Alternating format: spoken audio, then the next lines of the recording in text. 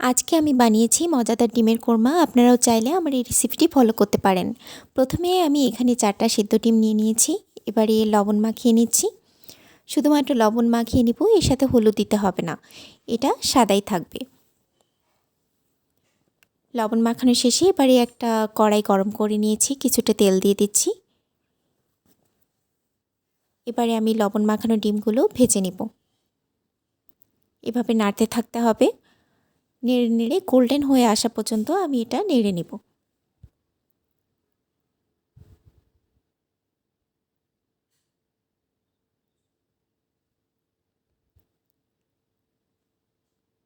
ডিমের চারিপাশটা যখন গোল্ডেন কালার ধারণ করবে তখন আমি এটা তুলে নেব।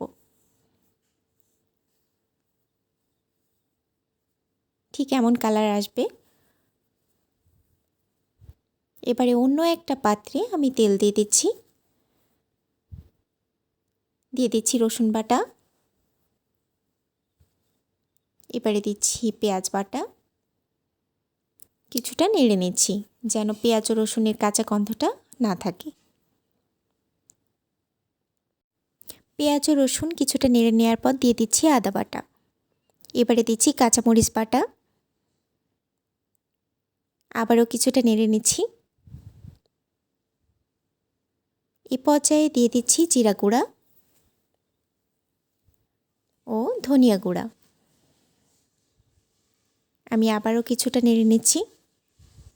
মশলা যত ভালো কষানো হবে এটা খেতে ততটাই সুস্বাদু হবে। এবারে দিচ্ছি এলাচ, দারুচিনি। এবারে দিচ্ছি গোটা গোলমরিচ, দিচ্ছি তেজপাতা, বাদাম বাটা। বাদাম বাটা দিয়ে কিছুক্ষণ ভালোভাবে কষিয়ে নিয়ে এবারে দিচ্ছি কিশমিশ বাটা। এবারে দিয়ে দিচ্ছি পরিমাণ মতো লবণ। খুব ভালোভাবে কষিয়ে নিতে হবে। এবারে দিয়ে দিচ্ছি কিছুটা পানি। পানি দেওয়ার পর আমি মশলাটা আবারও ভালোভাবে কষিয়ে নিব এবং সম্পূর্ণ রেসিপিটি আমি ডেসক্রিপশন বক্সে দিয়ে রাখব, আপনারা চাইলে দেখে নিতে পারেন। এবারে দিয়ে দিচ্ছি টক দই।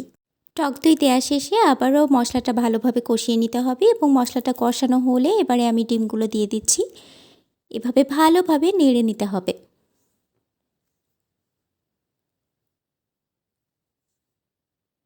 এবারে দিয়ে দিচ্ছি দুধ। আপনারা চাইলে পাউডার মিল্ক অথবা গরুর দুধ যে কোনো একটা ব্যবহার করতে পারেন, সমস্যা নাই।